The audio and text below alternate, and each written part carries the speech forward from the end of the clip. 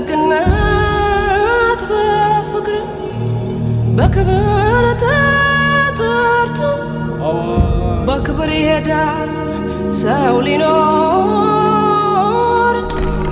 ሰው የተሰጠኝት ዛሬ በነፃነት ሰው ተከፍሎበታል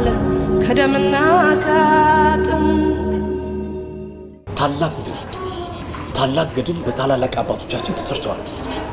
ሶሲ ግን የሚገባቸውን ያህል አልዘከርናቸውም እሱ ብቻ አይደለም መንጌ ታሪካቸውን በሚገባ መልኩ ለትውልድ አላስተላለፍንም ያሳዝናል እኔ የምለው የእናንተ ዘመን ትውልድ የኛን ታሪክ እንዴት አገኘው እምዬ የእናንተን ታሪክ እንኳን ታሪክ አዋቂዎችም ጸሐፊዎችም በመጽሐፍ ሰንደው አስቀምጠውልናል የተራ ወታደሮችን ታሪክ ማግኘት ግን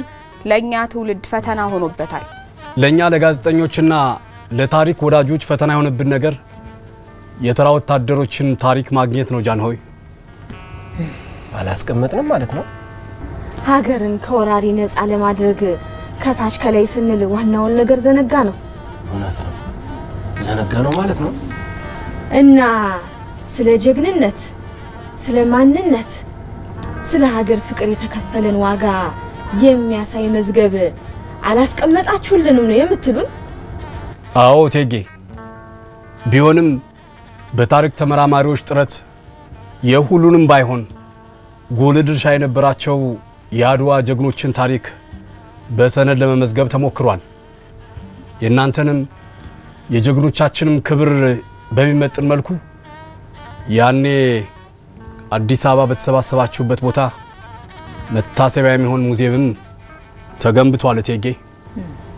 ይሁን መልካም ጃኖ ሆይ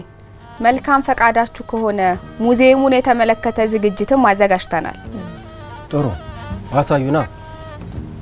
ይሄን ፕሮግራም የምንጋብዛችሁ በዋክሹም ጓንጉል አባ መርከብ በራስ አባተ አባይ ትረፍ በራስ ቢትወደድ መንገሻ አባ ገድብና ከርሳቸው ጋር በተዋደቁ ሌሎች ጀግኖች ስም ነው ዝግጅቱን ወደ አድዋ ለመሄድ አዲስ አበባ በተሰባሰባችሁበት ቦታ በመገኘት አሰናድቻለሁ ንጉስ ሆይ መልካም